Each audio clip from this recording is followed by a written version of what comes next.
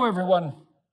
I'm pleased today to be talking to Congressman Dan Crenshaw, who I've had the privilege to get to know over the last couple of years now. Most recently, Congressman Crenshaw set up an event for me in Washington where I had the privilege of speaking to a large group of Republicans concentrating on policy making about the possibility of generating a positive message going forward as a bulwark, let's say, against the possibility of a kind of reactionary populism, which is not optimal, unfortunate for everyone concerned.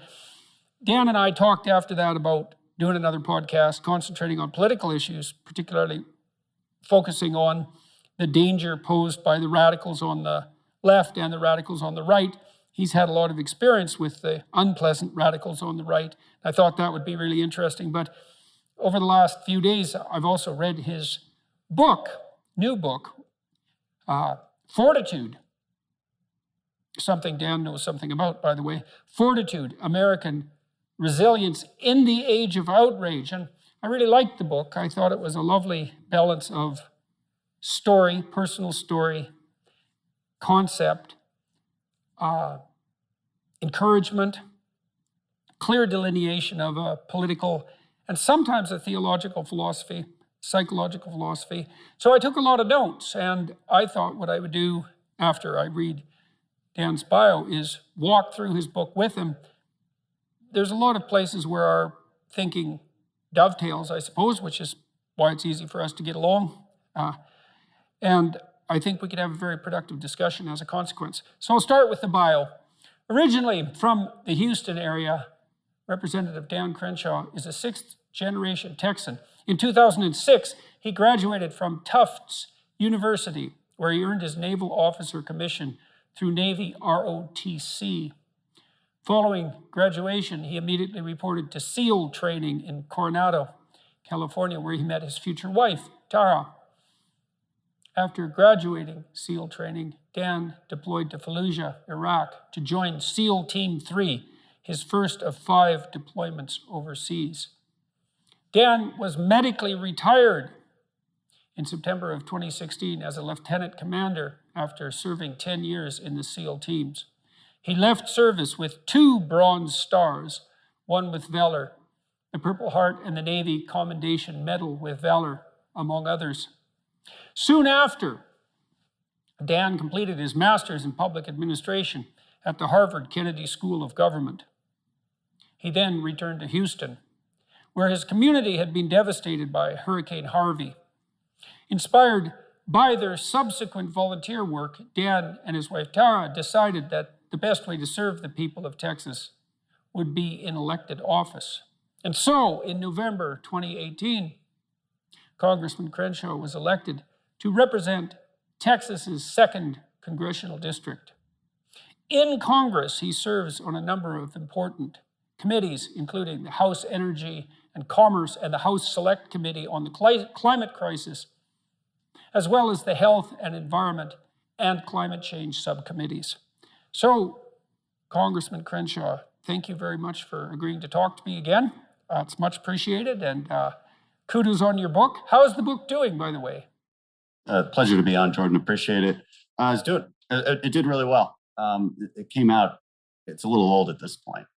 Came out in 2020 and did quite well because it wasn't a political book. I think there's definitely a ceiling for politicians to write a book as far as how many they'll sell. Yeah, I think we did much better than that simply because it's not a political book and it's not even a SEAL book. It's a little mix of all of those things, but mostly it's like you mentioned earlier, it's an ethics book. It's an empowerment book. It's a self-help book. It's lessons in fortitude, and also happened to come out at a time right at the beginning of the pandemic, which was, I think, a prime time for those kind of lessons. So it did pretty well. Yeah, well, the book starts with a discussion of both victimization culture and outrage culture, and you make a moral case, I would say, against both. And also, I would also attempt to do a diagnosis of why this has become front and center in some sense. And so on the victimization front, you You make a case that in some ways, the sense of victimization and the sense of oppression and is opposite to a proper sense of gratitude and duty. And I thought that was extremely interesting because obviously there are situations where people feel as if they're being oppressed justifiably. But you can make much of that in a way that's not productive. And by dwelling on that, especially if it's not deserved, let's say, you also deprive yourself of the values of duty and responsibility. And that's a way to undermine the meaning of your life in a most fundamental sense. You deprive yourself of what's the word I'm looking for? You deprive yourself of any ability to overcome it, right? You deprive yourself of agency. And that's a devastating thing psychologically for someone if they're deprived of the tools and the abilities to move forward past whether that trauma is real trauma, whether that victimization is justified, as you said, because there's two types. There's the narratives that get built in our society about victimization, which it can certainly be debated whether it's real or not. And then there's true victimization and true victimhood, or at least being a victim of some kind of injustice. But victimhood, I would say, is a bit more of a mindset, and you can either live that way, or you can decide to overcome it and decide that you indeed are in charge of your own destiny. Yeah, well, there's a difference, I think. There's a difference between being a seeker for justice and construing yourself as a victim. If you're a victim, in some sense, you're owed something, you're owed redress. But if you're a fighter for justice, then your decision is something like that you're going to move forward to help yourself and others despite the injustices of the world. That's a better way of thinking about it. So you get your agency that way without falling into that pit of envy that victimization also seems to produce.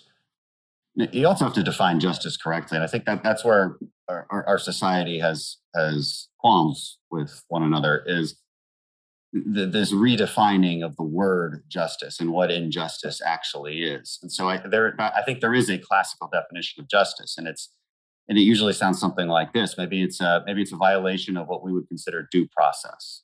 And we all have a pretty good idea of what due process is based on English common law and our own Constitution and a lot of court precedent.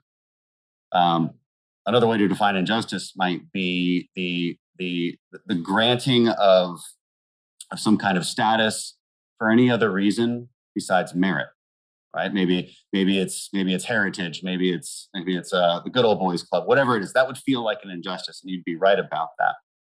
Fundamentally, injustice would be infringing on someone's rights, right? Person A infringing on the rights of person B on their life, liberty, or property. That would be certainly an American classical way of defining an injustice. And in infringing on especially inalienable rights, these negative rights. The left does not define justice that way. The left has come to define justice a very different way. For instance, instead of negative rights, proposing that it's an injustice if you are not getting positive rights. And by positive rights, they mean services.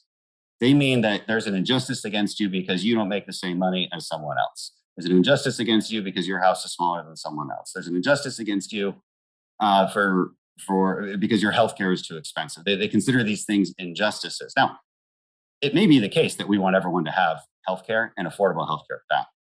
But that doesn't mean it's an injustice. And when you start to use those morally fraught words, you make people really crazy, and you go down a path where you're demanding so-called rights for someone, and that necessarily involves coercion. Coercion is a pretty bad path to go down because you then have to literally infringe on someone's rights in order to provide someone else the same kind of services. So while it seems like splitting hairs, this sort of redefining of justice, it's actually pretty important, and it has pretty serious consequences. Yeah, well, if your definition of justice is predicated on something like a notion of equity, no one can have more than anyone else, or it's unfair, it's unjust.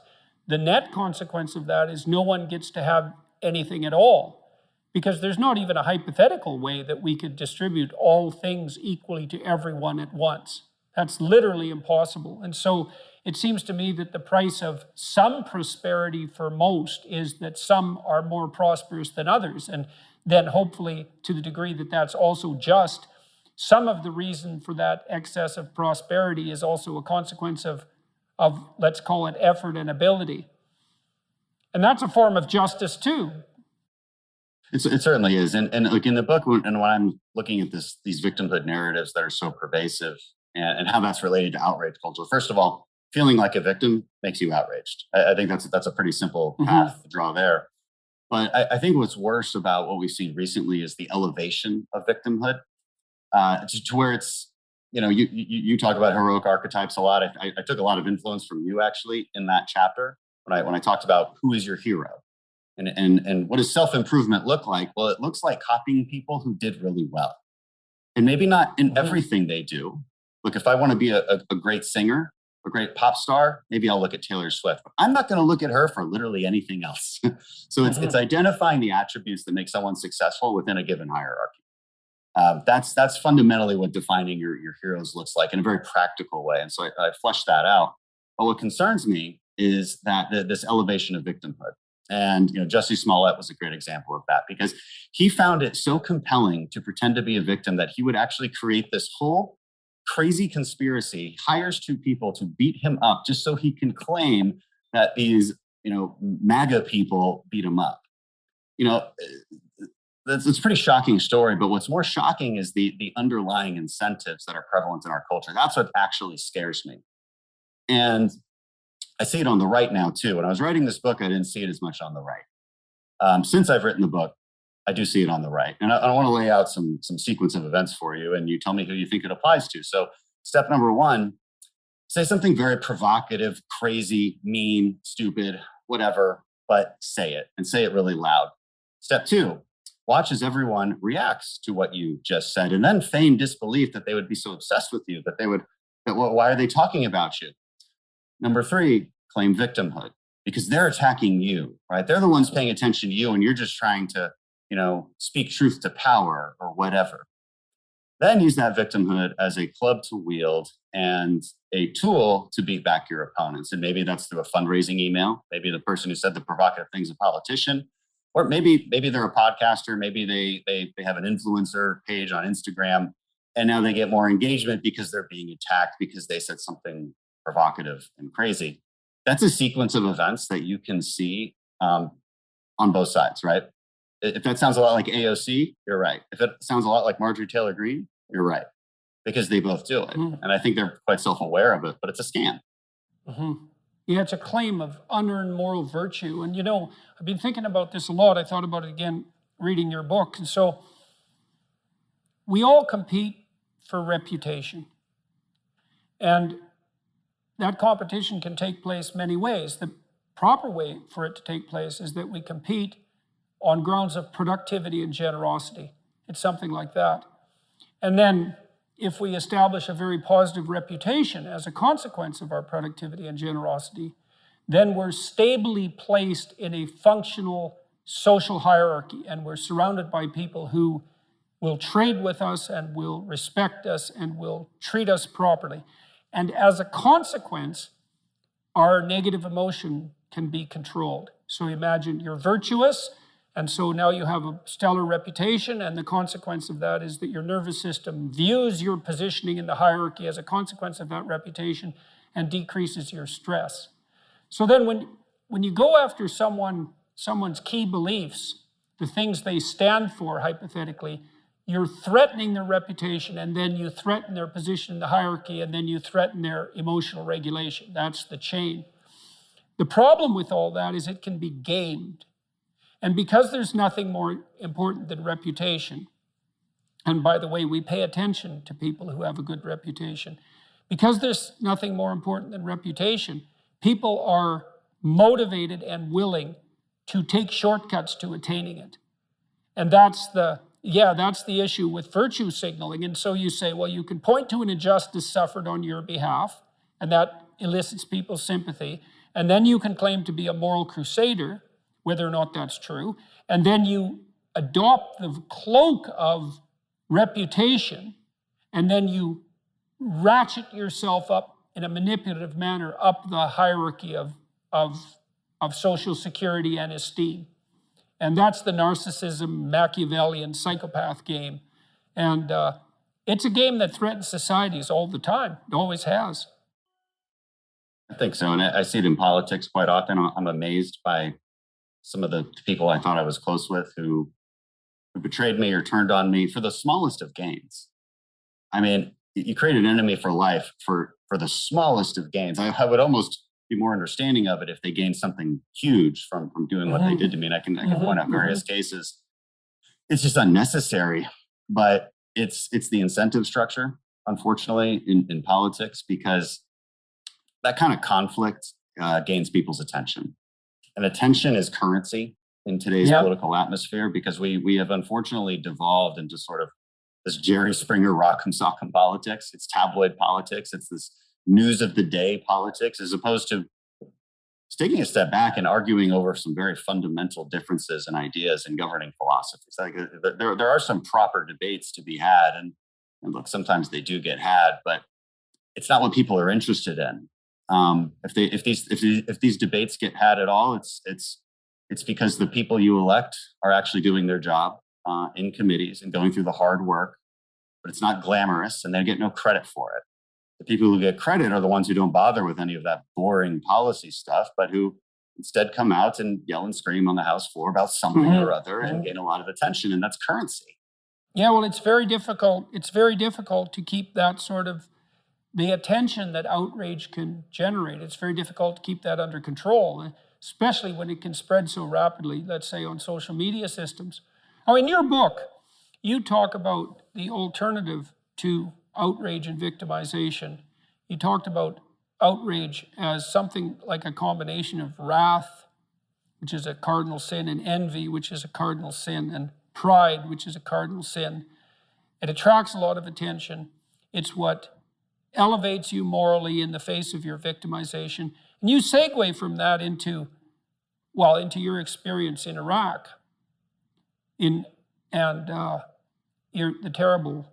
terrible medical problems, the battle injuries that you sustained as a consequence. And you talked a fair bit in there about how it was that you were able to not construe yourself as a victim. And one of the things I found so striking in that section was the credit that you gave to your mother.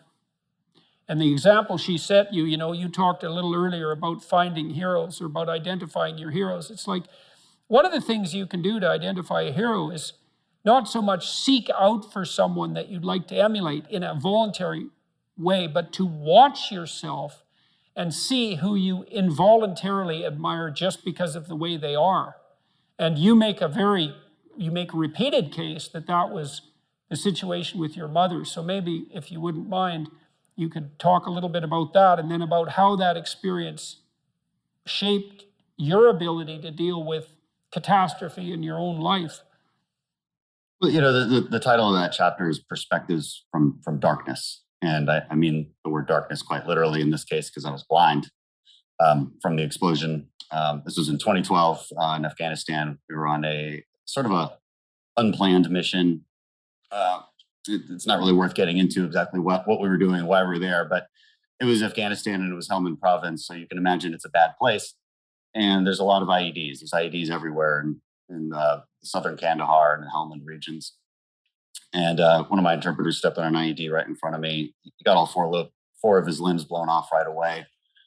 And I got knocked on the ground. I didn't quite know what happened. I immediately felt for my legs, so that I knew that I wasn't the one who had stepped on it, but I knew I was hit with something. I could hear him moaning in this. People think that because they watch war movies, and when somebody gets their guts blown out or an arm blown off or something, a lot of times in war movies, the person is screaming. It's not really accurate. It's far more accurate when the person is sort of walking around in a daze, kind of like moaning.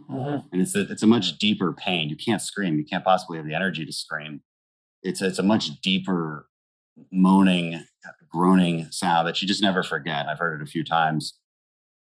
And so I heard that, and I put it together what had happened, and Nothing you can do at that point. I actually was in complete denial. I thought I just had dirt in my eyes. So I couldn't see anything, but I didn't have a lot of pain in my face in hindsight, just because it had been so numb. But I had a severe pain throughout the rest of my body because it was, frankly, the brunt of the blast was lower to the ground. And so it hit the lower extremities of my body much harder. Just for anyone who's curious, I was wearing Kevlar underwear. So, I was miraculously okay there, but heavy scarring everywhere else. And for some reason, just never believed I was blind. And even when I woke up, never really believed I was going to be blind. They told me the bad news, of course, when I woke up about 5 days later. They put me, to be clear, they put me into an induced coma on the medevac helicopter right when I left that site. So I was conscious throughout the whole thing. I remember it pretty well. But I was out for 5 days after that. Woke up in Germany and got all the news, but for some reason kept the spirit. And then there's that next step, which is, well, I guess it's time to start feeling sorry for yourself, because your life has changed pretty dramatically. And this kind of sense of self-pity it's like a warm, cozy blanket. You can wrap yourself in it, and you can think about how everybody else on the team may be screwed up, or how maybe the mission itself was screwed up. Maybe you can turn it into some statement about foreign policy and endless wars. And there's no end of reasons that you could claim victimhood. And I've unfortunately watched some veterans get into politics and do exactly that. But it's pretty unhealthy, and I can't imagine being happy doing that. And if I had to look to one person who had gone through severe hardship throughout her life, it was my mother. And she got breast cancer, when I was 5 years old, and she eventually lost that battle when I was 10. But in hindsight, I never saw her complain. I never saw her cry to us about it. She never lost her temper with us, when she really should have in hindsight, because I'm not sure we were the greatest. But the amount of grace and grit that she demonstrated, it had always stuck with me. Maybe it got me through other hard times too. Maybe it was always subconscious. I'm not sure. But in any case, it's a model. And what I encourage people to do is, if maybe you don't have, it's unlikely that you have that model in your life to that extreme extent. And thank God for it, because that would really suck if everyone had that particular experience. But you do have stories, because again, there's real heroes that from your own life. There's real heroes from history, and then there's fake, make-believe characters. I mentioned Superman as one of those make-believe characters. He's like this. He never says or does anything wrong, and for some reason you're drawn to him. And then you have to start asking yourself, why am I drawn to this person? And maybe that person is your boss or a leader in the military or Superman, but you're drawn to them for some reason. And it's worth doing some introspection and thinking to yourself, what are the traits that this person exhibits that I can emulate and be better as a result? Right, Ryan, we should point out here too, well, that's also the case. Like, we should make a very clear distinction here that often when people are embittered and resentful and feel like they're victims, it's because really awful things have happened to them. Now, not always, but often. And so then the question is, well, if you're in a situation and something really awful is happened to you or has happened to you, then, well, why shouldn't you feel like a victim? And is there a better alternative? And part of what you are trying to lay out in this part of the book is what those better alternatives are. So part of looking for that hero is to find out from someone else's example. In your case, it was your mother, but these other sources that you described, of people who were in a sort of hell in an undeniable sense, but who chose in a very real way to make it as good as it could possibly be given the circumstances. And so they had to turn to sources of power, let's say, and strength and fortitude and resilience that weren't, in some sense, obviously associated with the catastrophe. I mean, in your mother's case, it's a pretty tragic situation. She's a young mother, she has young kids, now she has breast cancer, and she fights a losing battle over a period of 5 years. That's pretty bad. And then you have to ask yourself, given that that's obviously pretty bad, how is it even possible that someone could handle that with not only grace and courage, but the kind of grace and courage that leaves their children with an what would you call an immovable sense of the ability to prevail in the face of the deepest adversity. I mean, that's really something. You said here, thousands have come before you, and they did just fine. So quit your complaining. And it's not because you have nothing to complain about. That's not the case. It's that that's not the right approach. The fact is, and this is such an optimistic fact, as well as a judgment in some sense, the fact is that if someone else can do it, so can you. And that's something, right? If you're reading about the great heroes in history, people who are in these terrible situations, and you see someone rise to the occasion, and then you can say, well, that was a person who did that, and I'm a person, and so maybe I have that capacity too, even though I don't know how to approach it. And then some of the rest of your book, much of the rest of your book, I would say in some sense is a guide to help people figure out how they could approach that. One of the things you point out first is, well, notice who you admire, and then maybe try consciously practicing becoming like that. You said, I had many defensible reasons for bitterness and grievance after getting blown up and losing an eye. Well, you were face down after your surgery, right? You were face down and immobilized for 6 weeks. You said you couldn't even move your neck because otherwise you might go blind, which is like a good reason not to move your neck. And you were all blown up on the front, in your chest and so forth. And so you're also laying on these wounds. And so how in the world did you manage that? You had your wife. That was obviously extremely helpful. Well, oh yeah, I'll talk about that. It's 6 weeks was a long time. And the reason you're lying on your stomach, you have to be face down. It doesn't necessarily mean you have to lie on your stomach. You can, in theory, walk around. You just have to be looking down the whole time. It's not like your eye will pop out if you take a break, and you're allowed to take a couple breaks. And naturally sleeping, it's very difficult to do this, and so you're going to roll over.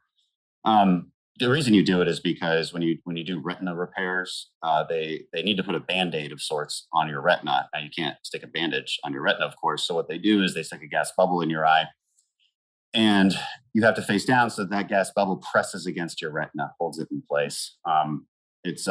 It's quite the surgery. And in fact, I had a much worse surgery a year and a half ago. I went blind again because my retina fully detached this time due to the scar tissue from that earlier blast. And so, bam, I was right back on my stomach. A little easier this time because I didn't have all the other wounds you were referring to. And frankly, it was a nice break from politics, if I'm being perfectly honest. Yeah, it was really the only time I fully detached, so to speak. So, and I want to hit one thing you said just one more time, because it's important as a foundation. And that's what I try to do in the book is the foundations are perspective and these heroes. And from there, now it's time to start giving lessons on how to be those heroes. But the perspective part is important. And that quote you read is important. And I say it in speeches a lot too. If I'm giving sort of a non-political speech, I'll say, look, here's the truth. Whatever you're going through now, you've probably been through something more difficult. So deal with this. Now, it may be true that you've actually never been through something more difficult. Yeah. But here's another truth. Somebody else has been through something more difficult and they've dealt with it a lot better than you're dealing with it now. Yeah. So that's a hard truth, but it's also an optimistic truth, right? Because when you see someone in the depths of genuine suffering, hopefully what you're trying to do is to throw a lifeline, and one possible lifeline is compassion. And that's probably the right lifeline to throw an infant, who's suffering, that sort of overwhelming compassion. But for someone who is an adult or making progress towards being an adult, the lifeline that might be thrown is there's something within you that would let you be more than you are, and much more, and maybe enough more so that you could actually deal with this suffering so it didn't turn into hell and take everything along with it.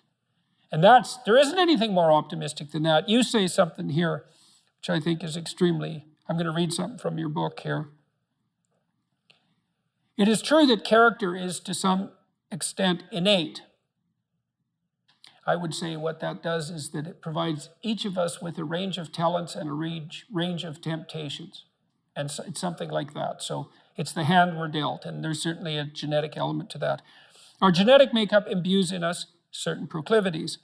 But it is as true that character is mostly a consequence of choices. Strangely enough, we all make them, and we should make them deliberately, with the knowledge that these choices are part of our responsibility toward a purpose other than our own selfish aims.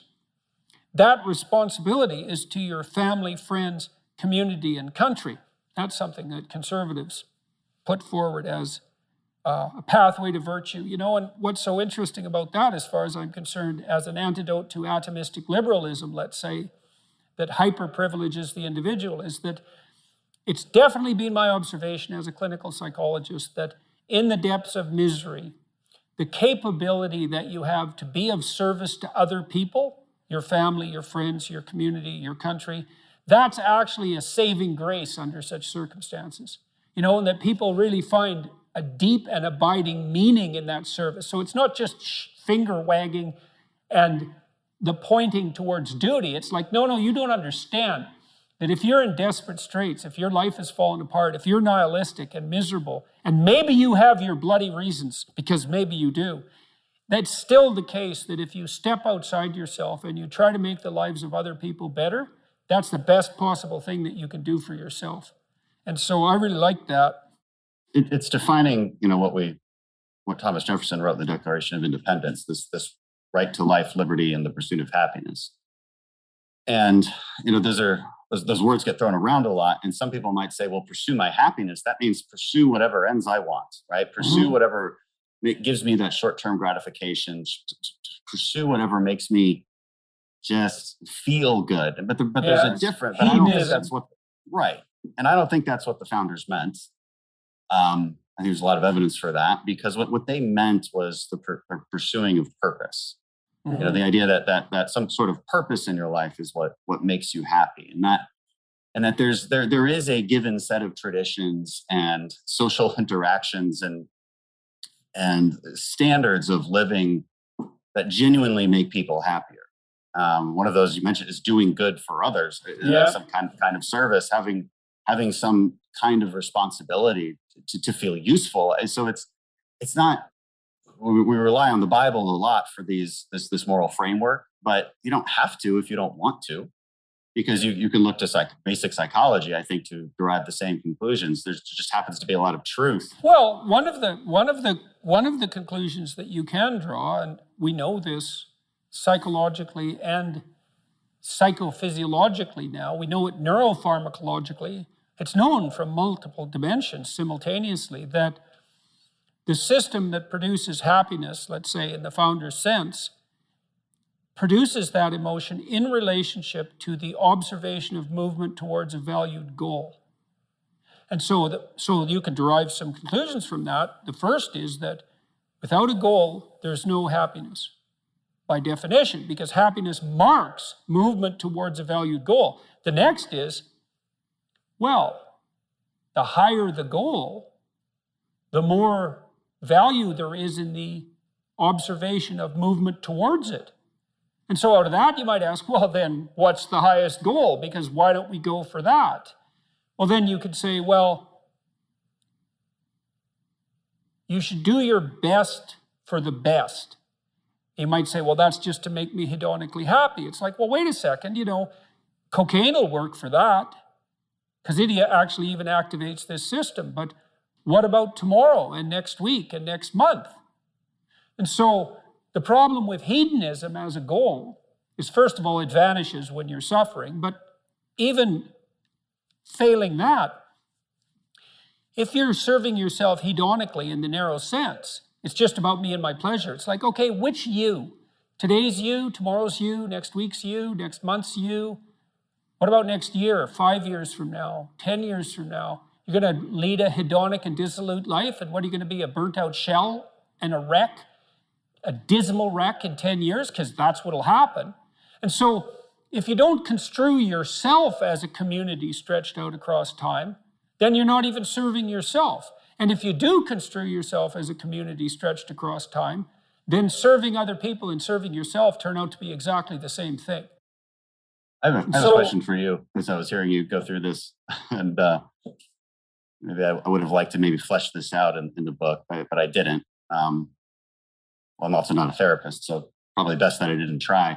But how do you advise people on how much they should give in to that pleasure seeking, that short-term gratification, just for because it does seem to me that just for the sake of sanity, there has to be some balance there. It's very difficult to be perfect. Well, it's a mistake. And you know, one of the things, I just did a course on the Sermon on the Mount, and Christ, in one of the sections of that sermon, he says to people that you shouldn't lose your saltiness, you shouldn't lose your savor, and you're the salt of the earth, and without that salt, everything loses its flavor.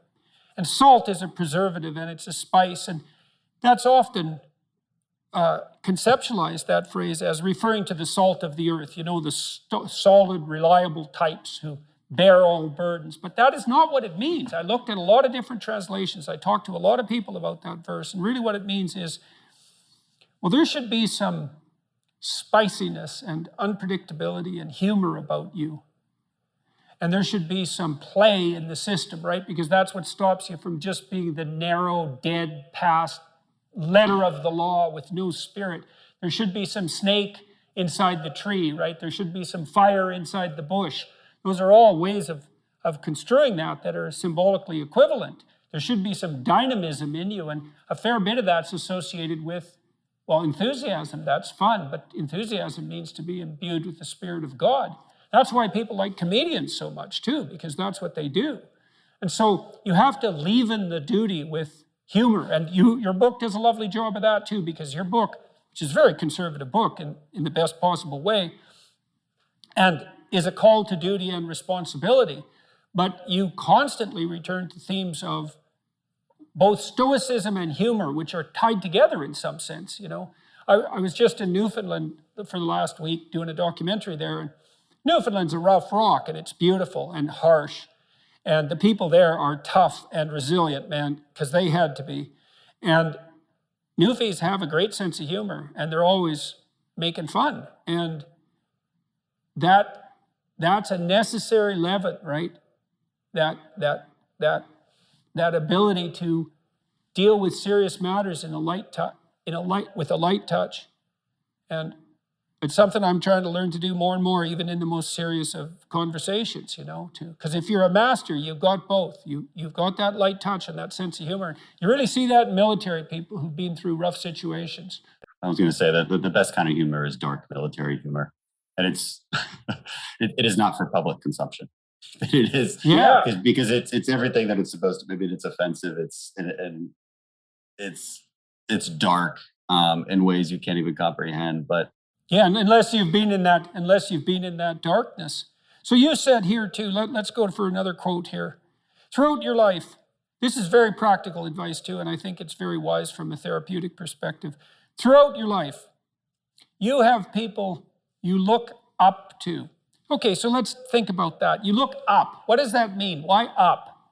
Well, up is something that beckons from a distance. It's like a light on a hill, and we automatically assume that those who we admire are people we look up to. So that specifies a distance and a direction, and it's uphill. It's up toward a higher vista, let's say. So there are automatically people who elicit that spirit in you. You have noticed the way. Might also imply that there's some sense of struggle required to get to that point, because it's easier to go downhill than it is uphill. Yes, definitely. That's right. It's an uphill trek.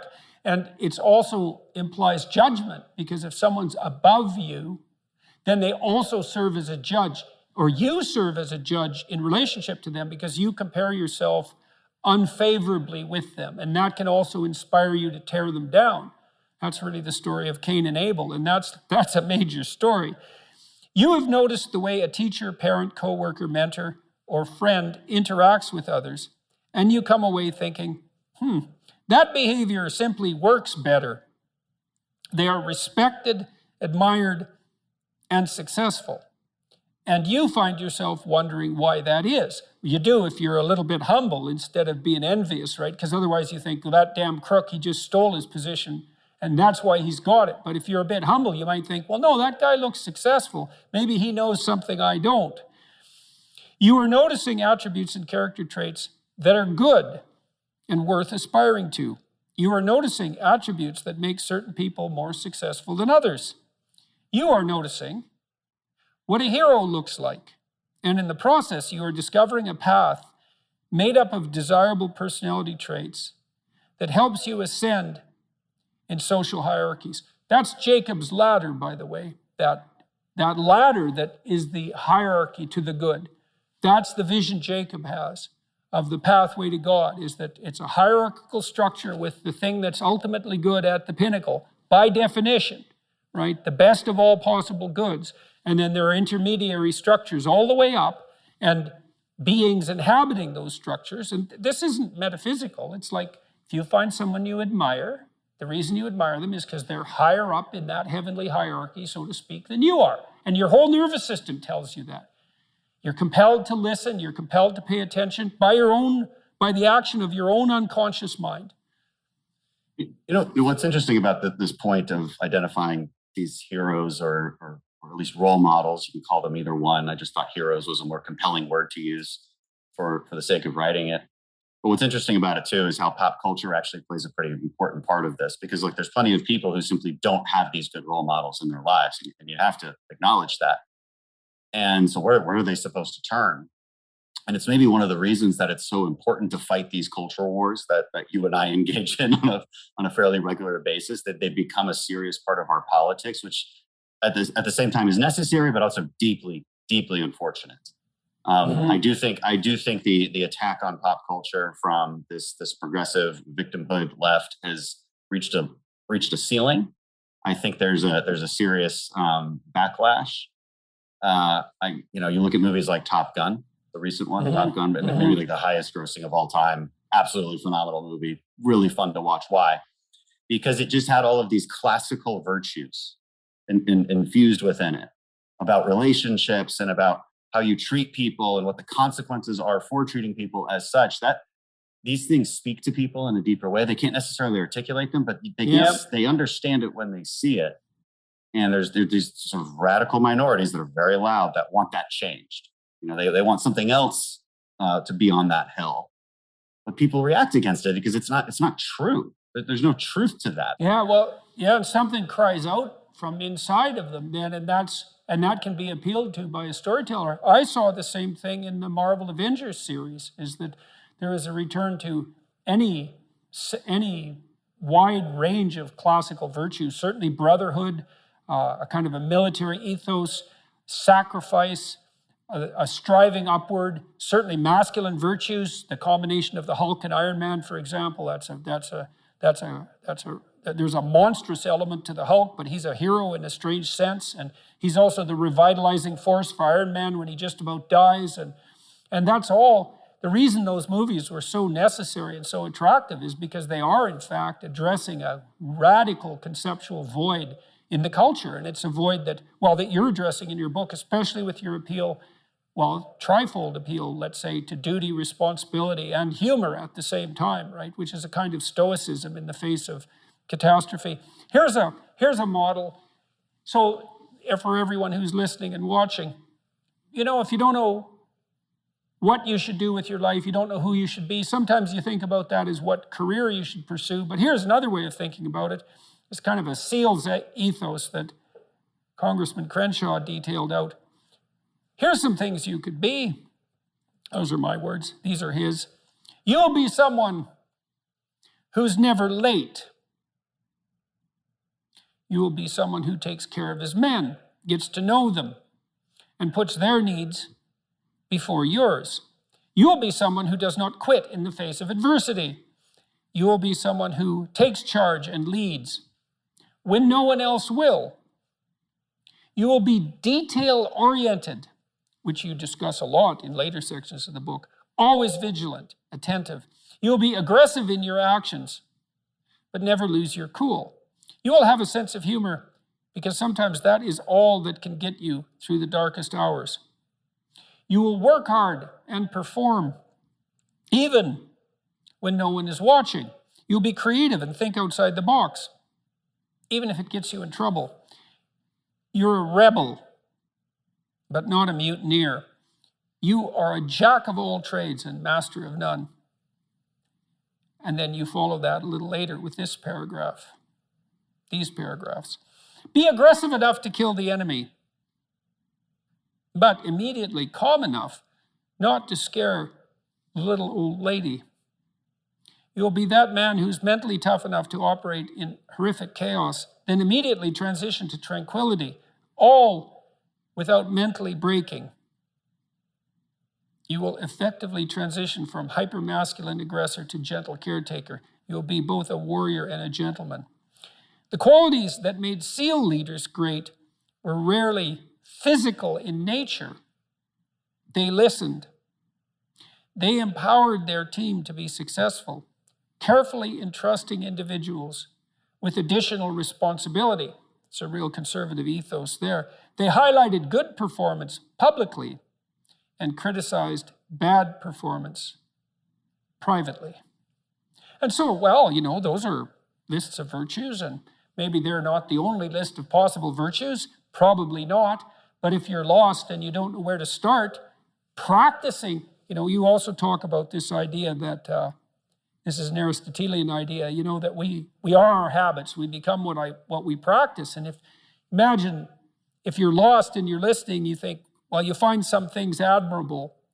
Well, you could practice those things, and you can practice them locally and minimally in your own relationships, and you can start to get good at them. And as you get good at them, well, you get better at them, right? And then you can broaden out the scope of your action into a wider purview. And I just can't see how you could go wrong if you're miserable by starting to work hard on making other people's lives better, especially if you do it to some degree in secret, without trumpeting it.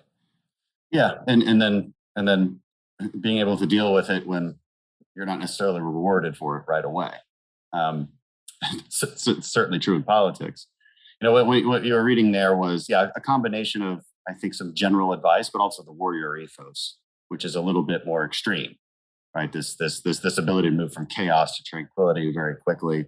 It's just, it's always a phrase that stuck with me, maybe from Bud's instructors as we were going through training, which is they're always telling you who they want you to be.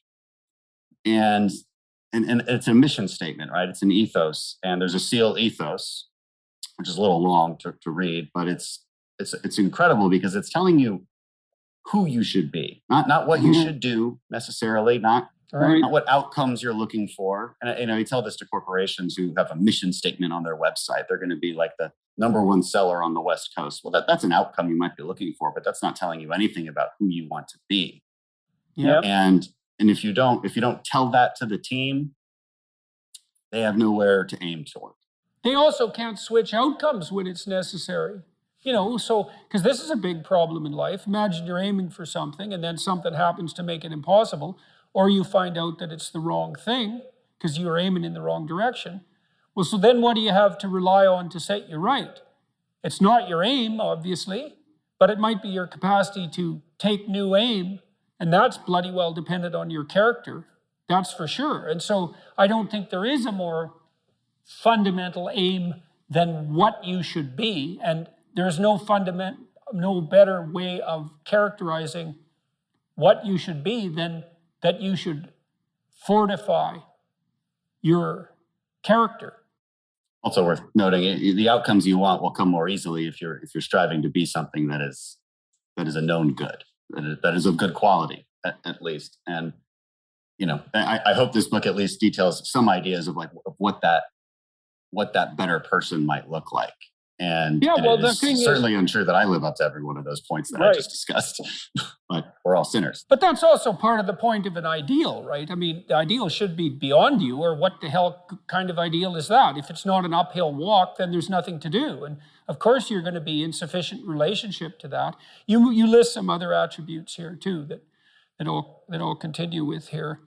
And you want to be someone who can take a joke. That's an amazingly important thing, And it's been so interesting to me, especially when I've interacted with like physically laboring men in particular who have very, very difficult jobs, and the military jobs can be paramount among those, is that's a prime way that men size each other up.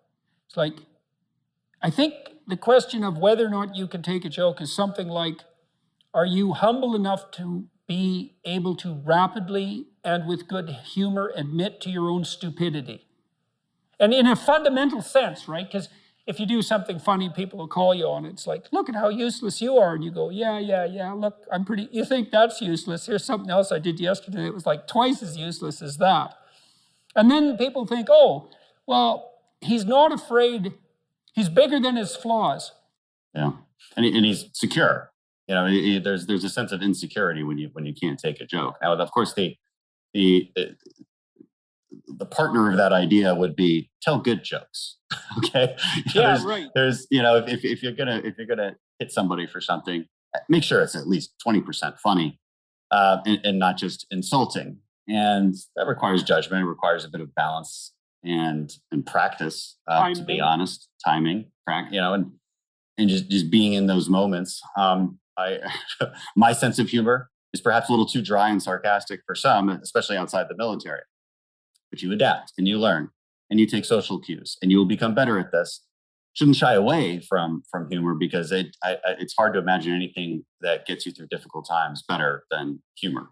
Yeah, well, that's a lovely thing if it was true, isn't it? That there isn't anything better to get you through difficulties than humor. It'd be lovely if the world was actually set up that way. You want to be someone who can take a joke. You want to be productive. Yeah, the best definition I ever read of Christian charity, maybe just of charity in general: generosity plus productivity. And look, people like to stress the first, especially when they aren't the second. It's like, well, I'm generous. It's like, yeah, but you don't have anything. So that's, Now, I'm not talking about the people who truly have nothing and are still willing to share. I'm talking about the people who pull down the productive while hyping their own generosity and forgetting that you'd be even better at being generous if you were also productive. So I hear from socialists a lot that Jesus was a socialist. This is a common refrain from the progressive left, and the idea being that you should want to give charity. And I said, Jesus wasn't saying that you should take from others and make them give charity. That wasn't what he said. You need to be generous with your belongings, with your time, with your labor. That's what he was saying. It was a generosity of the heart, not a demand on others. That's right. Well, that's absolutely 100% correct. It's an injunction towards the highest form of self-sacrifice. Period. The end. Obviously, that's what the crucifixion means, the acceptance of that catastrophic death, all of the, what would you say, the tragedy of life, and then even a further radical acceptance of the necessity to confront hell. That's self-sacrifice. That is not calling for moral actions on the part of others on your behalf. Definitely 100% not. And that self-sacrifice is called upon even if you're innocent, right? So it's even more than that. You want to have the ability to delay gratification. That ties in with what we talked about earlier about being able to treat yourself as if you're a community across time. Because to delay gratification means to sacrifice the hedonism of the present to the security and iterability of the future. And so that is a hallmark of maturity. That's also the ability to make sacrifices. That's why the sacrificial motif is stressed so hard in the Old Testament. You have to make sacrifices. To what? Well, to whatever you value. Well, what's the highest value? Well, by definition, that's God. So do you sacrifice to God? Well, if you sacrifice at all, you sacrifice to a God. Maybe you don't sacrifice. Well, then you're immature. Maybe you sacrifice to a lesser God. Then maybe you should get your act together. That's all tied together integrally with the notion of the ability to delay gratification. That's why God tells Adam and Eve that they're condemned to work when they get thrown out of the Garden of Eden. It's like, well, now you have to work because you're aware of the future. Well, that's a call to sacrifice because work is a sacrificial act. And then the question is, in service of what? And there's another chapter in the book called Do Something Hard. It's pretty direct and straightforward there. But what we're getting at is that there's a problem in our society where we do our best to alleviate any kind of suffering, as if we feel that there's this utopia available to us where suffering can be completely removed from our lives. But that's a false promise. That's a false God. it's impossible. And worse than that, it prevents that sacrifice that you're talking about. It prevents that uphill climb because people feel are told to feel that there's some sense of injustice if you have to work harder than anyone else for something else, for something. And, you know, and they're blinded as to why. And look, maybe you do have to work harder than someone else to get to the same point. I'm not saying that's impossible, but we all do. That's you know, that's true for all of us, right? Because with our genetic inheritance, let's say, some things come relatively easy to us and some things are virtually impossible and have to be strived for mightily. And I'm also not saying that some people aren't, what would you say, condemned in some fundamental way in multiple dimensions simultaneously. I mean, I've had people in my clinical practice and met people in my private life who are burdened by so many difficulties simultaneously that it's almost incomprehensible. So I'm not saying there's something even-handed about this, but all of us have to work very hard on certain fronts to be better and to do better. And it's also not obvious to me that that's an unbearable price in some sense, but it's also the most fundamental disciplining adventure, right? And I don't know what it's like for you. I suspect it's the same, but when I look back in my life, I think when I'm thinking in a positive way, I think, well, that was really difficult, but it was worth it. And those two things are integrally associated, right? Because you don't generally say, well, that was easy, but it was worth it. You know, and so what that seems to mean is that the difficulty is intrinsically bound up with the reward. And then, of course, we know that, right? Because how happy are you even for someone else when you see them overcome immense odds to attain something of value? Everyone stands up and cheers when that happens, you know? That's every feel-good family movie ever made. And I think one of the hardest parts about this concept is choosing which suffering to engage in, like which challenge to embark upon. And I think it's a bigger problem for my generation in particular, because we see everything on the internet and we see how quickly some people made it, and then we feel behind if we're 10 years older than them, let's say. And so there's this, and I wonder if that's what's behind the millennial habit of changing between jobs extremely rapidly. It's hard for people to commit to a certain place because they're so unsure if this is worth it. Maybe they are engaging in the challenge, maybe they are working hard, but they're unsure if it's worth it. And and I don't know how to give that kind of advice. I don't know what the right path is for you. What I can tell you is if you're giving 90% instead of 110% at whatever it is you're engaged in now, the opportunities to do what you really want to do probably won't materialize. I've got another principle there too. If you're uncertain about what you're doing and you don't know if you should change course, set yourself the obligation to choose something more difficult before you change course. Because there's a moral hazard, right? It's like, well, am I unhappy or am I just useless? It's like, well, a little of column A and a little of column B. Well, how do I fortify myself against my uselessness? I don't allow myself to switch course unless the challenge increases. And that works, you know, it's a check against your own laziness and inertia and envy and resentment. Because you know then too, you can say to yourself, well, I moved from there, I didn't fail, I didn't quit, I chose something more difficult. And so I can have some faith in my choice. Maybe I can have some faith in my choice because you accepted a bigger challenge. We talk about quitting. This gets to another chapter called No Plan B. And what I lay out as a concept there is not necessarily that you shouldn't have Plan Bs as defined as contingencies in your life. You should always have contingencies. But there's a mindset where that contingency becomes a crutch.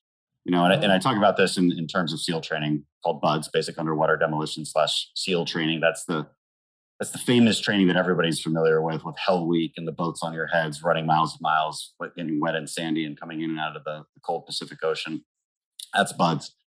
And if you go into BUDS with any other idea than you will die before you quit, then you will probably quit because the contingency is pretty obvious. It's warm coffee and donuts. If you just go ring the bell 3 times and you say you've quit, that's your plan B. You will reduce your suffering to a minimum if you do that. But if that is truly an option for you in your head, then you'll probably take it, especially in the face of great adversity, which this training certainly is. Yeah. And so plan B doesn't mean don't have a backup plan. It does mean have a mindset where you're going to aim higher, where you're going to aim for your fundamental purpose. And quitting is a tricky word because really, if you quit. Changing courses, as you mentioned, is not necessarily quitting. I have to point out, you think you want to be an artist, and this has been your dream for God knows how long, but honestly, you suck at it. And that your talent just cannot catch up with your aspirations. And that's a reality. And if you move to something else, does that make you a quitter? I'm not sure. I'm not so sure it does. Yeah, exactly. Well, then that's just learning from experience, and I was thinking when you were talking about no plan B, I thought, oh yes, well, that's marriage, because the great psychologist Carl Jung, he thought, well, marriage has to be an unbreakable vow. Why? Because you have to be in 110%.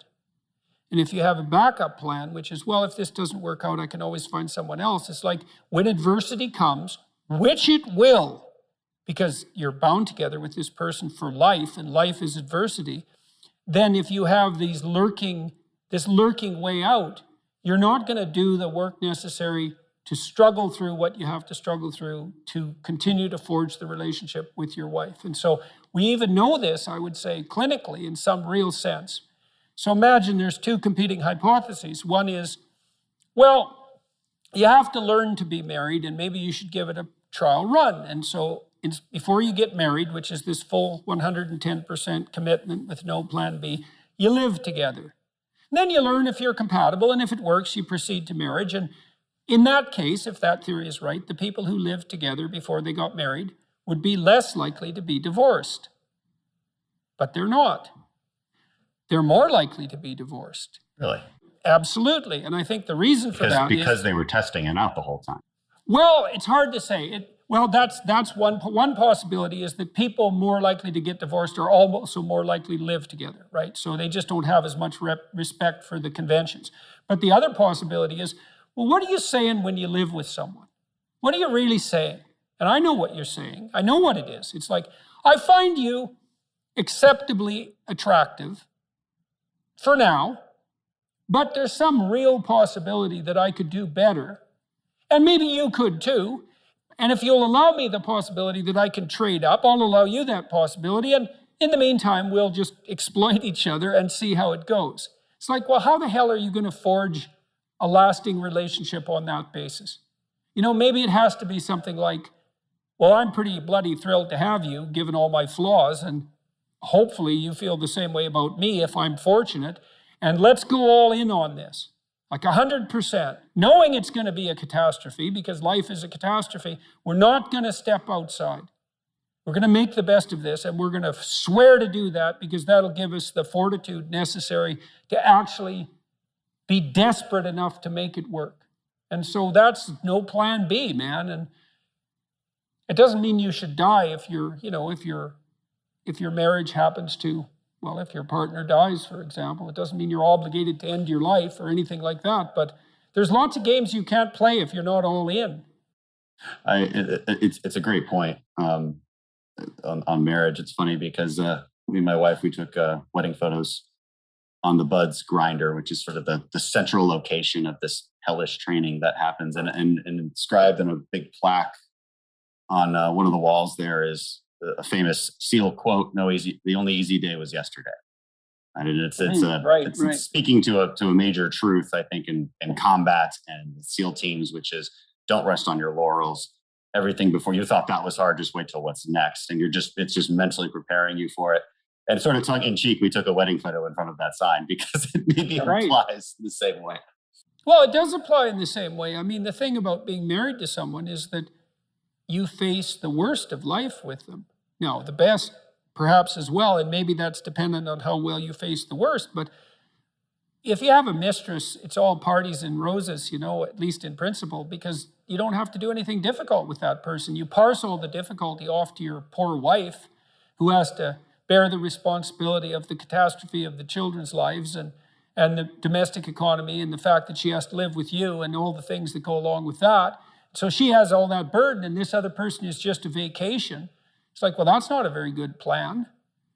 And how in the world can you you have to swear fealty to someone in order to abide by them when the catastrophes come to your door. And the thing is, man, the catastrophes are going to come to your door. And if you want to be alone and miserable when that happens, then I guess you're going to find out what that's like. But if you have that bond that won't break, then maybe you can guide each other through the darkest places.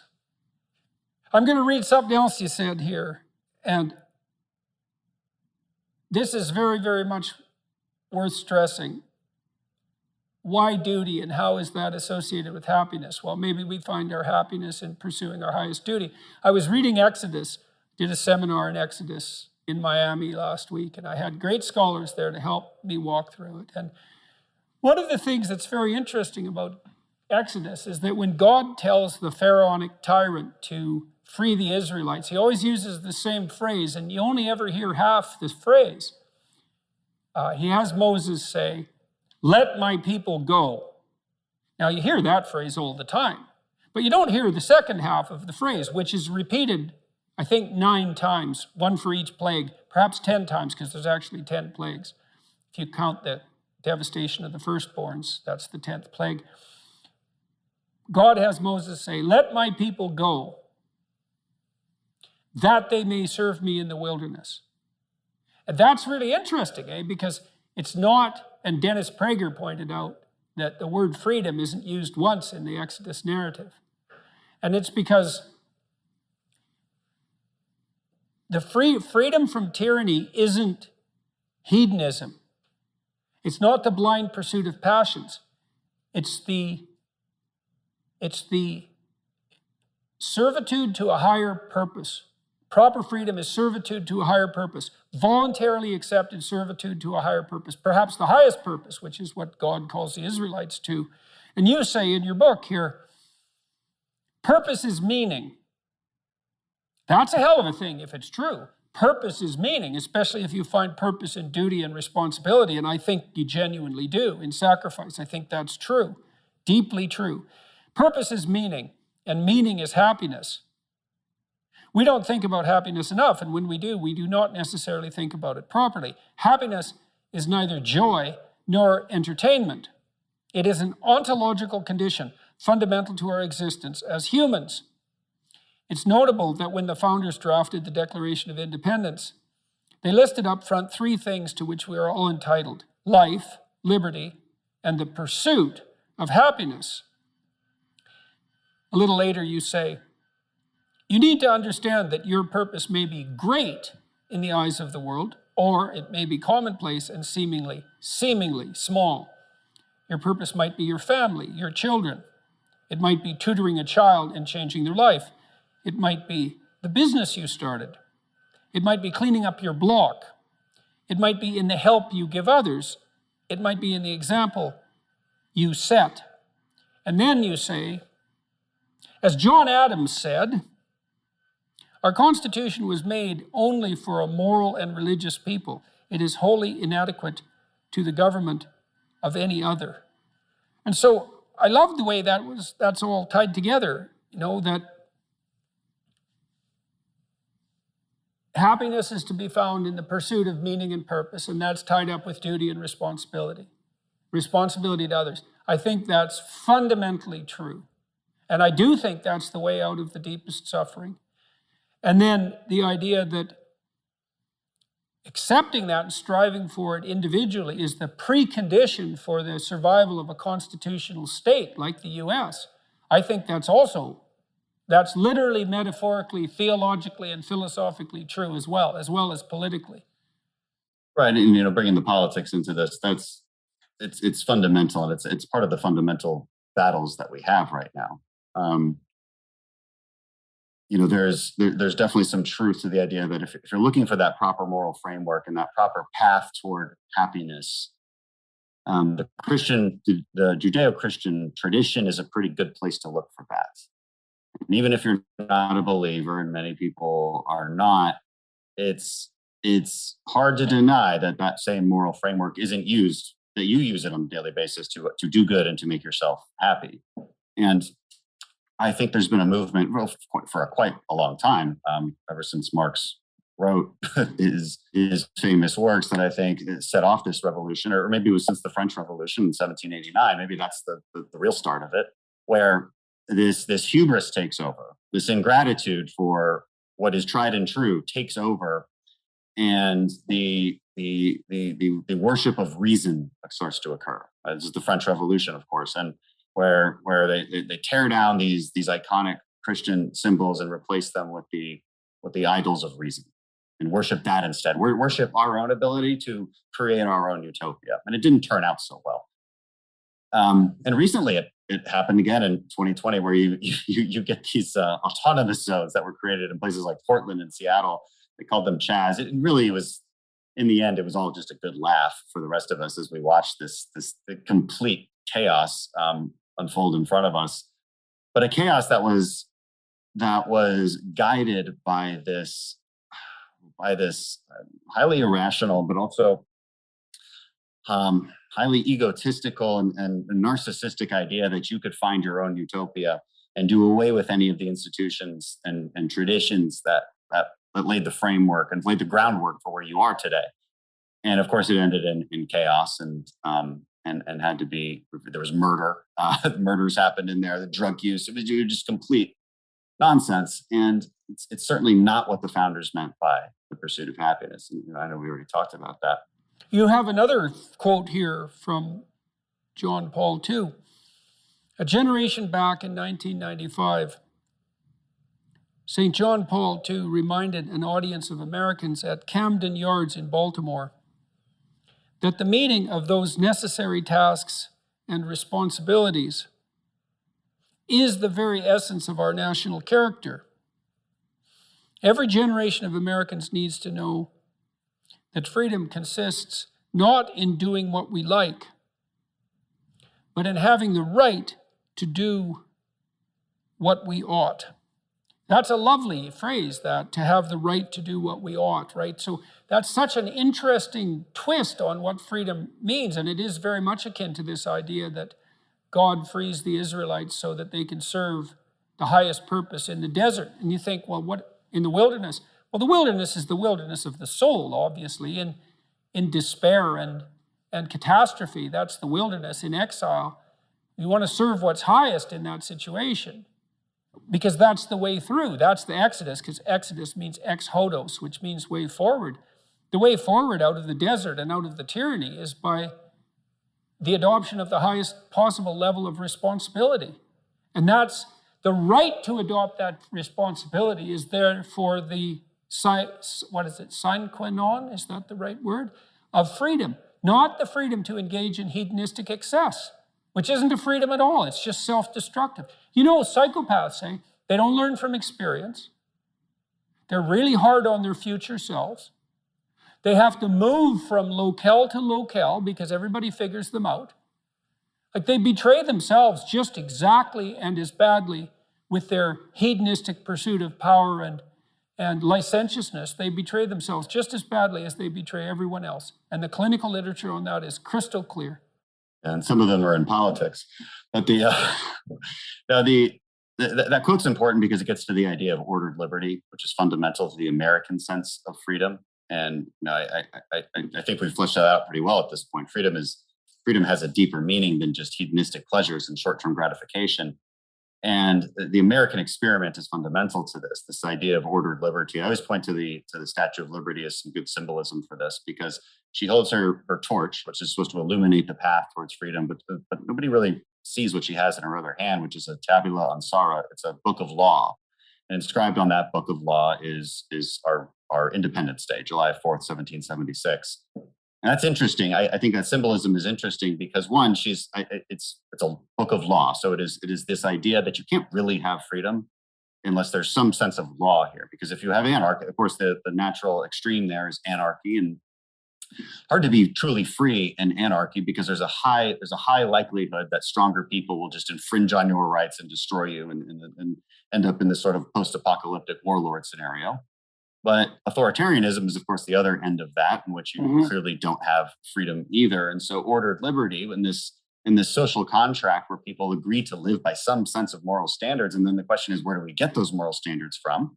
And I think that's why we put "in God we trust," those words, on everything from our coins to our dollar bills to inscribed right above the chair of the Speaker of the House.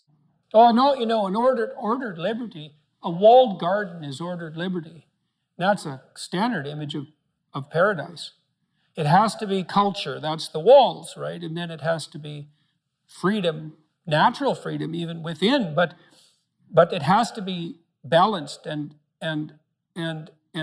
it has to be balanced in a way that signifies the deepest possible meaning. So that's another thing that's very interesting psychologically is what's the phenomenology of getting the balance between order and chaos right, or between law and freedom, let's say. And I know the answer to that. The answer is meaning, because that's what meaning signifies. So when you're gripped by that sense of meaning, this is literally the case. When you're gripped by that sense of meaning, what your nervous system is signaling to you from the lowest depths is that you're somewhere secure.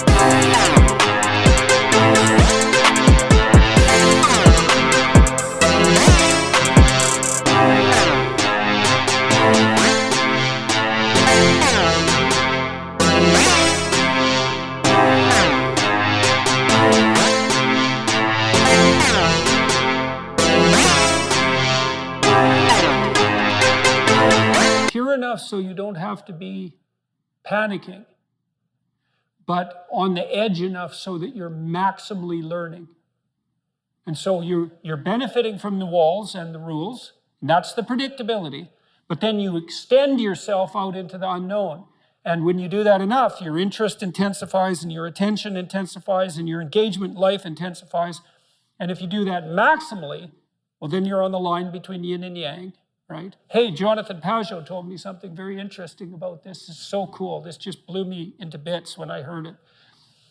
You know, when the Israelites are going out of Egypt into the desert after the Red Sea, God appears to them as a column of fire at night and a column of cloud during the day. And I asked Pajot what that meant because I couldn't quite figure it out. He said, well, it's the same thing as the yin and yang.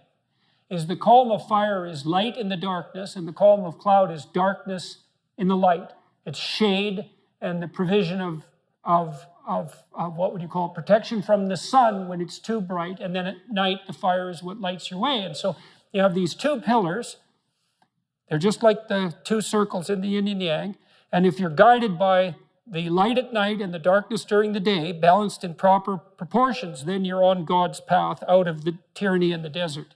It just blew me away because right there you have the union of the Taoist philosophy and the Judeo-Christian philosophy in a single dramatic image.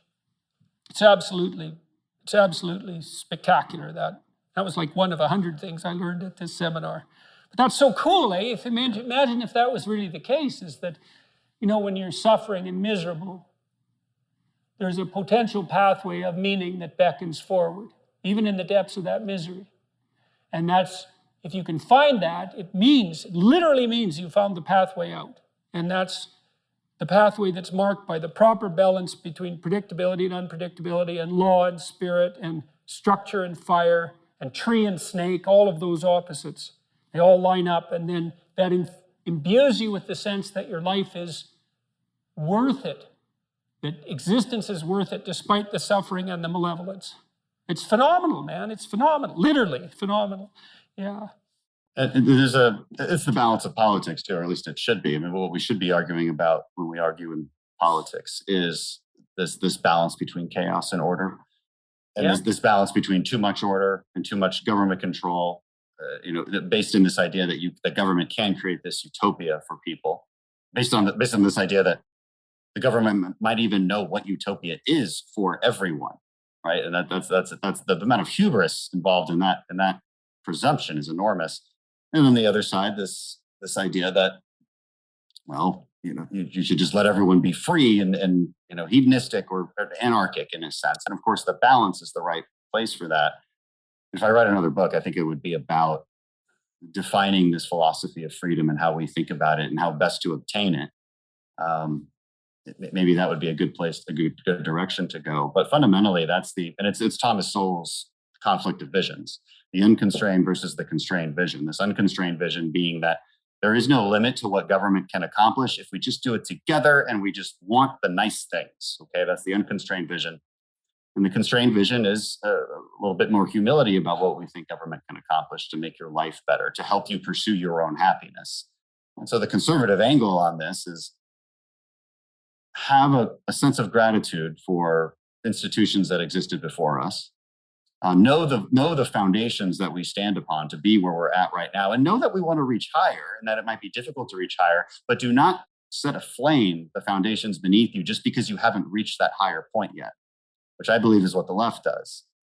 And the unfortunate reality on the far right would be they have begun to agree with the left that any problem with an institution means it must be torn down immediately. You're seeing this with the military, because there's some woke problems in the military. It's true. I'm probably one of the people on the cutting edge of this, trying to fight it and actually get examples of it. Send them to the Department of Defense so that they know the problem from the top. But on the radical right, what they would want is to just defund the military, defund our military, vote to defund the military because they're doing silly things and silly diversity and inclusion exercises for some soldiers, which are stupid, and they should go away. But does it mean you tear down the institution itself? Similar with media, people see and have good reason to distrust certain media outlets, and they make mistakes. They construct narratives that are false. Does it mean you never trust anything again from any of these outlets?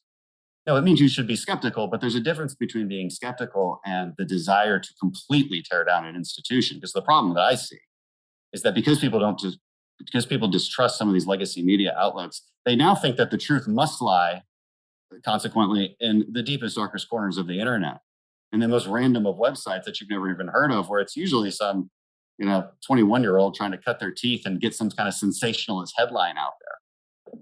That's not true either. Well, you see this odd rising conceptual problem on the right, and it's something I've been observing that's made me concerned about. It's one of the concerns I have about Trump's strategic approach, let's say. He appealed to a sense of resentment and a sense of desire for justice on the part of the excluded working class. I think the Democrats made a catastrophic strategic error throwing the working class to the wind. And I think the environmentalists are doing an even worse job of that now. And Trump appealed to them, which is odd because, well, it was odd for a whole variety of reasons, but he did appeal to them. But the appeal has a danger, right? The upside is he's a man who is hypothetically standing for a movement towards justice and even inclusion for the working class, but that can easily slide into an appeal to resentment, hey? And the appeal to resentment then starts to become identical with the appeal to resentment that's made by the radical left. And it touches on the issues that you raised, which is, well, the institutions are so corrupt that we should just tear them down. You can't trust the politicians. You can't trust the media. You can't trust the judiciary. It's like, okay, how are you different from the radical leftists then? Like, aren't you, by saying all that, aren't you also saying that they're correct? And then I have another comment about that maybe you'd like, so we could go in two directions here. I've been thinking a lot about Trump and his brand and what it means for the Republicans. And for me, part of Trump's attraction was that he was Trump, even in that literal sense, right? He's the guy at the top. He's not the sort of guy that a low-level operative can screw around with. He's a guy that gets things done. He's not the guy that has things taken from him by fools. He's the guy who can see what's in front of his eyes. He's a guy you can trust as a what would you say, an icon of competence and stability in a sea of chaos. That's his brand. And then the election doesn't go so well. He loses. And then he says, well, it was stolen from me. And I think, well, every political system is subject to a certain degree of corruption, and the margins of victory are small. And so leaving that aside for a moment, it's like, I thought you were the guy that this sort of thing didn't happen to. I thought you were the guy who couldn't have things stolen from him easily. I thought you were the guy who didn't turn into a victim when he didn't get what he wanted. And so now that's the big story, right? The election fraud, and that seems to be the basis of his hypothetical return to the political scene. And Jesus, that's a pretty dismal story. And I think it's going to have an even more dismal outcome if it prevails. What you said earlier about the claiming that the courts are corrupt, the system is corrupt, this is corrupt, that's corrupt, politicians are corrupt. You're completely right in that it ends up justifying the left's position fundamentally, because it becomes this sort of outcome-based philosophy as opposed to a process-based philosophy. Conservatism is a process-based philosophy where we believe the point of being a politician is to adhere to and construct a governing system that allows us to disagree and then reach a point of consensus to the best possible way. That's the point. But the more that people believe that the point is really beating the other side and then twisting institutions in order to do so, well, it shows that you don't have any respect for precedent or unintended consequences. And that's our criticism of the left. Because we're like, okay, you want to pack the Supreme Court? Well, how do you think that's going to go when we take over? So what, by the end of the decade, we're going to have 30 Supreme Court justices? How's that going to go? That's a conservative way of thinking. Or you want to remove the filibuster, then what do you think that's going to do when we take over? We're going to destroy you. And we didn't remove the filibuster because we didn't want you to destroy us. You know, and the election thing, this has been a problem with everybody. I mean, it seems this isn't a new, I don't know how new it is, but it got extreme, obviously, in the most recent election. But Stacey Abrams still claims she won the governorship of Georgia. And this tit for tat, this escalation ladder that's occurred on both sides is unbelievably toxic, and it's made them both look like the same people. I could list a whole number of ways by disposition where I think the radical right is the same as the radical left. And I'm not sure Trump is the face of the radical right, the way I define them. You know, it's almost like one of the problems is Trump is no longer leading, because when he was actually governing, he governed pretty mainstream conservative. There's this sort of mythology about him, like he was different. He governed like a mainstream conservative. He was just very bold about it, which is why a lot of us, like me, say, like, love the way he governed. He was policy-wise was excellent. Even on the foreign policy front, I thought he was excellent.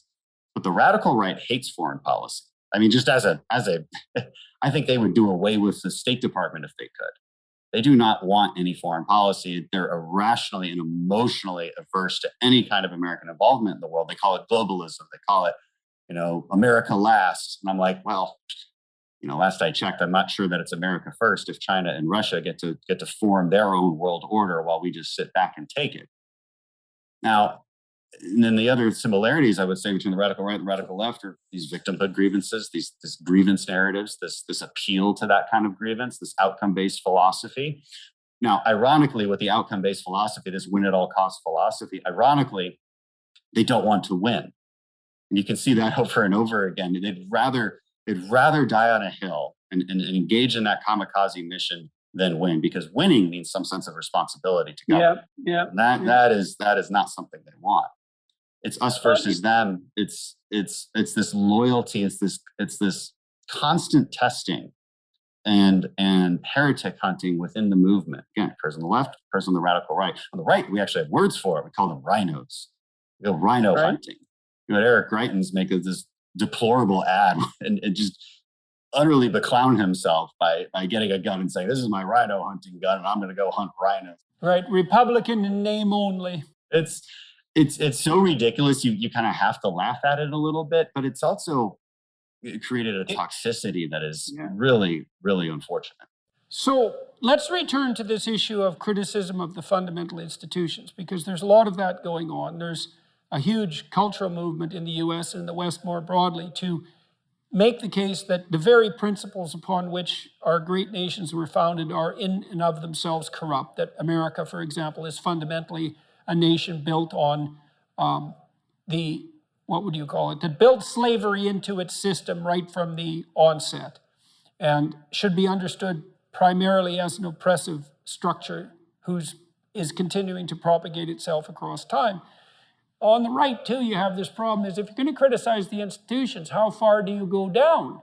And I look at the institutions and I think, well, America was founded on the principles that were originated in no small part in Great Britain, and Great Britain fought for more than 150 years to end the slave trade, even though they had participated in it like virtually every other society since the dawn of mankind.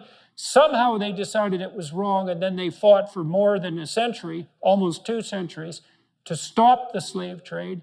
And they did that because they're predicated, like the US, on the idea that each individual is a locus of divinity in some inalienable sense. And I'm not willing to criticize that proposition. I think that when the criticism of the institution goes that far, then, well, what exactly are you throwing out here? Because your very claim that there's something wrong with slavery is predicated on acceptance of the proposition that each individual is made in the image of God. And that's an institutional claim. And so is that corrupt? And if it's corrupt, well, then why isn't slavery okay? If it's just about power, if it's about some other principle. So the criticism has to go far enough, obviously, but it can't go too far. And we can't lose, this is part of your reference to tradition and responsibility. We can't lose sight of the balance between the law book the Statue of Liberty is holding and the flame that's held aloft. And part of that is the tension, the proper tension between the people on the left and the right. You know, the right are going to say, well, don't forget about the walls. And the left is going to say, well, don't forget about the garden. It's like, hey, fair enough. And where should the walls be and how much should be garden? Well, we have to talk about that all the time. There used to be a little bit more agreement in America on what that looked like. There was a little bit more agreement on our foundations, our Constitution, our Judeo-Christian heritage. And so there's very little agreement on that now. Maybe more than we realize. Look, I actually still am somewhat optimistic that maybe 70% of the public is still largely on the same page, and this very exhausted silent majority that is just tuned out from politics. I think it's probably more than that. I think it's probably 90%. That you just hardly need any radicals, especially if they're given free rein. You hardly need any radicals to destabilize the society. Plus, we've subsidized a whole number of generations of people who do nothing but criticize, right? And I would say those are the academics, particularly in the woke humanities. It's like they're paid to do nothing but criticize. So it's no wonder that everything's under assault. Well, with social media, it allows that very small number of people to congregate rather quickly, affirm each other's beliefs rather quickly, and then make it appear as though there is some movement happening when there's really no movement. And to mob everyone who dares disagree in a very effective manner. Like I've watched, I bet I know 250 people now who've been mobbed. Yourself included. Yeah. Well, yeah, yes. What's interesting too is they'll try to mob you. So I think the first video you posted with me, whenever we did our last podcast, you were mobbed quite viciously online, and that was not from the left; that was from the radical right. And so this is from these mostly disenchanted young men, frankly, that are so incensed by the idea that you might be supportive of me. Because they're mad at me for some reason. They're not even sure why. It's actually one of the more hilarious things about my fight with this group of kind of populist types is that if you actually ask them questions about it, they usually are deriving their hatred from some kind of conspiracy. Like I worked for the World Economic Forum, or I voted for red flag laws, which again isn't true. I voted the opposite. I'm not part of the World Economic Forum, obviously. They always default to these very strange conspiracies. If they were telling the truth, what they would say is that Dan calls us out. Dan calls us out, and we don't like that because fundamentally we're more mafioso than we are 1776. And fundamentally, it's about loyalty. And you know what? If we want to move the goalposts a little bit and test your loyalty by seeing if you'll say the next thing that is more extreme and more provocative, then we'll test your loyalty. And if you don't concede, well, you're no longer with us. And worse, if you criticize us for it, well, we'll do everything we can to destroy you because you've got too much influence and we don't like that. So that's what's fundamentally behind that kind of mobbing on the radical right. It's a loyalty test more than anything else. And what's frustrating about it is there's very little separating us policy wise. Again, I think the foreign policy is probably the key thing. But other than that, it's difficult to find actual differences. Well, you told me that you've actually faced, this isn't the case for me. I've faced way more trouble from the radicals on the left than the radicals on the right. I've had my trouble with the radicals on the right, but there's no radicals on the right causing trouble in the universities, like zero. And so because mostly I was in the universities, all the enmity that was devoted towards me and everything that's undermined my profession and my ability to conduct my business has come from the radical left. But the radical right has come after me now and then. But you told me that, at least, especially in more recent years, you've actually had more trouble from the radical right than from the radical left. Well, I don't know if it's more. It's not like I'm popular with the left. I mean, and part of it's like it's primary season, and this is just what happens. But I did tap a nerve with some of these people. Because they're threatened. They're threatened that what I want, which is the Reagan revolution of conservatism, is going to displace what they want. Which is, I mean, it's hard to say who their hero is. Again, I don't actually even think it's Trump. Well, I think their hero is probably something like a warrior type, like at least in imagination. And well, they I think say you that, fit that archetype. I know, but they seem to really hate any veterans because veterans tend to have a sense of loyalty to institutions, and they hate that. And it's a strange thing. Whatever the right wing populists are, I actually call them the woke right. They're woke because they share so many similarities with the left, and I went over some of them. But some of those similarities again are an untethering from longstanding principles. Again, it's about winning in the moment. It's about that hyper loyalty. It's contrarianism for the sake of being a contrarian. Okay, so that might be part of it, eh? That might be part of it then, because if the moral virtue is to be derived from merely being contrary right to the point of conspiratorial thinking, and then they run across someone like you who is capable of being contrary, but who isn't conspiratorial or contrary in an arbitrary sense, and then you say, well, here's the limits to being contrary, well, then that's annoying, because what that means is that you make a better moral case for your stalwart reasonableness than they can make for their arbitrary contrariness. And that arbitrary contrariness, that's just that's the kind of outrage that you already described. Is look how virtuous I am because I'm so upset about this. I'm so upset I want to tear everything down. Well, how are you different than a radical Marxist then? Because they want the same bloody thing and for the same moral reasons. And I'm unconvinced that many of the people that are the loudest on this, they usually have when I say the people, who am I talking about? I'm talking about mostly, like there are some politicians that fit this bill, but mostly I'm talking about influencers who run Instagram accounts or run Twitter accounts. Maybe they write for some sort of fringy online website, whatever it is. Maybe they're a Fox News host named Tucker Carlson. In any case, their goal is contrarianism for the sake of it, and the word outsider means everything to them.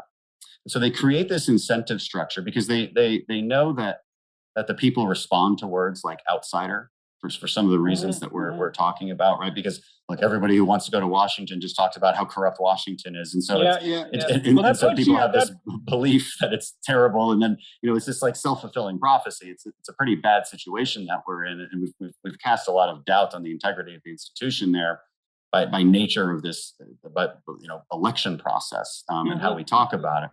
But I don't think that these people really believe a lot of the words that they're saying.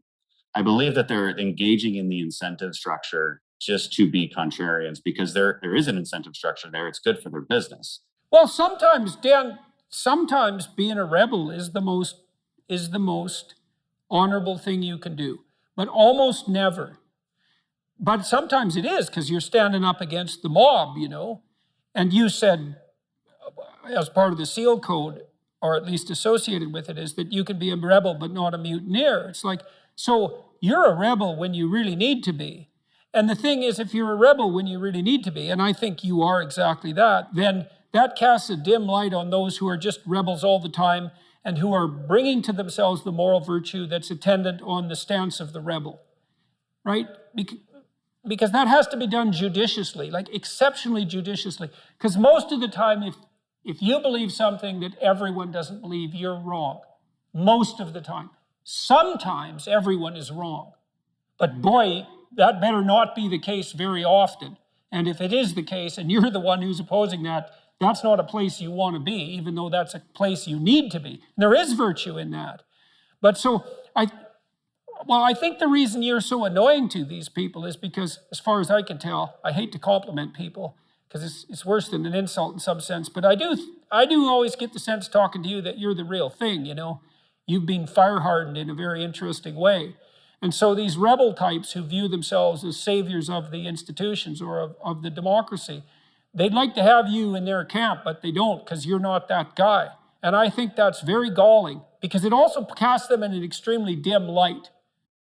And they feel betrayed, and one of the worst human emotions you can feel is betrayal, right? Because they had this ideal that you were gonna be that 100% of the time rebel. It's a good way to put it. Yeah. And when I say, well, no, I mean, I use deductive reasoning. I analyze the situation in front of me, and I say, look, this is worth your time fighting, and this isn't as true as you think.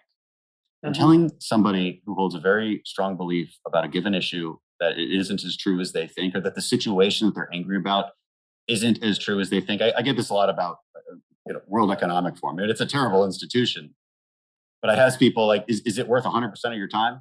Is the conspiratorialness about me associated with this really worth your time? What effect does this thing have on you? But once people get wrapped up into it, they get wrapped up into it. So I thought I would, if you don't mind, because we're coming to the end of this, I thought I might close with some real practical advice you gave. So hopefully some of the people who are listening to our conversation are people who are attracted to and compelled by and even engrossed in some sense in this more conspiratorial and destructive thinking that's characteristic of the radical right. And so we might say to those people, look, you have a concern with the fact that there is corruption and that it should be ameliorated. And you don't want to inflate your moral virtue in relationship to that, because, like, who do you think you are and how good do you think you are? You could do something instead that would be more productive. And so we could say, first, political organizations at every level, so like business communities in small towns and churches and these low-level, distributed but crucial social networks, are desperate to have people come and participate. So you could get involved civically, and you should, because without that immediate, practical, on-the-ground civic involvement, the whole bloody game grinds to a halt. And then you say, all right, you want to do something political, young people, and listen to this, young people. Politics, take it slow. Don't choose a side. Just keep learning and take pride in having an open mind. That's a humility, right, that allows for learning. You're young, you don't know anything. The world's really complicated. It's even more complicated than you think, even if you think it's complicated. But you could learn and you could get better. Your opinion on complex matters should come to you slowly over time within the context of new facts and experiences. And you put that in a broader context too, which is attention to detail. So you imagine in your life, especially if you don't have a lot of authority, especially if you're not high up in a given hierarchy, a lot of your life is mundane detail. And you might think, well, what's the value of that? And the answer is, well, those details are more important than you think if you pay attention to them. And so you say, attention to detail is a mantra in the SEAL teams that is repeated over and over for good reason. Details matter in life and death situations. You ever wonder why we're always doing inspections in the military? Why do we obsess over perfect creases, shiny shoes, and crisply made beds? It's simple. And this is a call to adventure and duty and to proper attention to the details of your life. If you can't get the small stuff right, if it's beneath you, let's say, you won't get the big stuff right. We allow ourselves to sweat the small stuff, to pay attention to detail, because we strive to be dutiful and detail-oriented. And so I thought that was extremely important. I've tried to do this to some degree in my books and my writings, to tell people, that you have us. Here's another thought I had, Dan. You tell me what you think about this. So imagine you're trying to go out there and figure out what size dragon you should be confronting. So how do you figure that out? How big are you? What challenge should you take on? Well, you want to take on a pretty big challenge, a challenging challenge, but you don't want to get eaten and burnt. And so how do you figure that out? Well, so imagine that you take on a dragon. Maybe it's the environmental apocalypse. And you see the environmental apocalypse looming in front of you, and it scares you so badly that you're paralyzed in fear, and now you're willing to use compulsion. Right? So power starts to attract you. I would say, you've just learned that dragon is too big for you because you're paralyzed, and because now you're willing to turn to tyranny as an antidote to your terror. As opposed to persuasion. That's exactly right, as opposed to a persuasive strategy forward, which you would be able to formulate if you were the size of the apocalypse. And so then I would say, well, if you're terrified out of your mind by the looming catastrophe, and you're willing to turn to tyranny to deal with it because it's an emergency and we have to do what's necessary now and we have to make everyone comply, then that's evidence from your own nervous system that you've bitten off more than you can chew and that you are possessed by pride as a consequence. And so then what would you do? It's like, I don't know exactly, because when I was dealing with my clinical clients and they were looking for a pathway forward, we were always trying to figure out, well, what should you do next? And the answer was always, well, if it's too terrifying, you won't do it. So let's set you a challenge. Maybe you're socially anxious. You have to say hi to the storekeeper in your corner store, and you have to shake his hand and you have to say your name. So why don't you go do that, try that this week and come back and tell me what happened. And you come back and say, well, I was so afraid I couldn't do it. It's like, okay, man, the dragon's too big. How about you go into the store and you just say hi?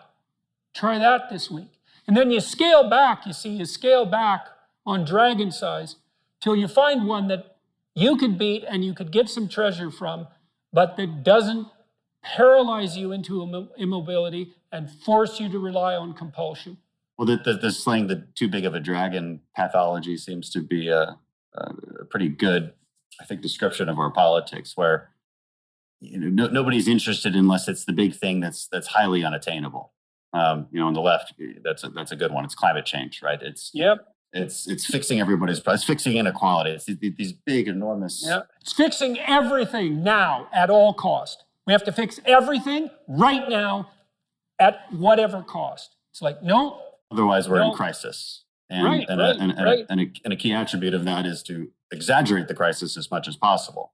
Well, and the moral hazard there is, well, look at me. I see this emergency, and here it comes, and it's a big emergency. And wouldn't it be something if I had enough power and I'm the only one who can do anything about it? So why don't you just cede all the power to me? Because I'm going to take emergency action. It's like, that's a bit of a moral hazard, don't you think? Isn't it just kind of a little bit too convenient that your moral claim happens to dovetail with your demand for, unlimited power?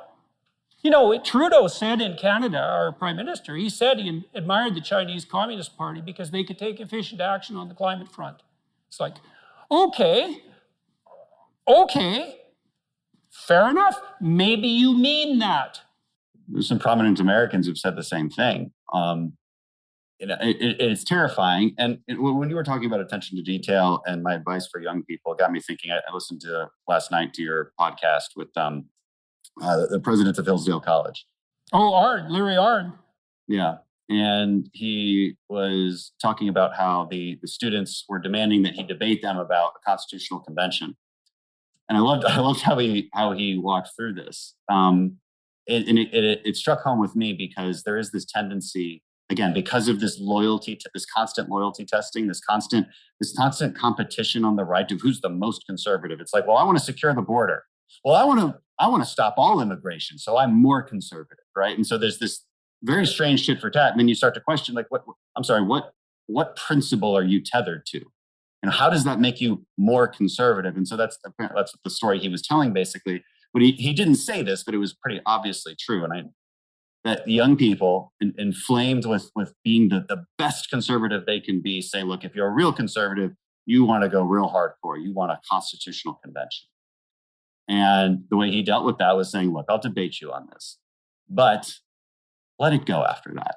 Let's not spend too much time on this, because the truth is you don't really know what you're talking about. He didn't say that. I'm not quoting him, but it gets to my point of, by definition, you can't possibly know really what you're talking about. You just don't have the life experience for it.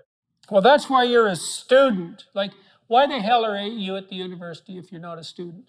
Like, are you a student or a professor? If you're a student, then you don't know. And if you don't know, then you're not a student, and you should be somewhere else. And the professors, too, is like, are you the guy who knows at least something or not? Are you the equal of the students? Well, then why are they paying you? It's like, why is the hierarchy set up this way? And the thing is, there is nothing more demoralizing you can tell young people than you already know everything you need to know now. I mean, Jesus, I don't want to know that about me. It's like, I know everything I need to know now. It's like, what the hell am I going to do for the next 20 years then? If there's no horizon of ignorance to overcome.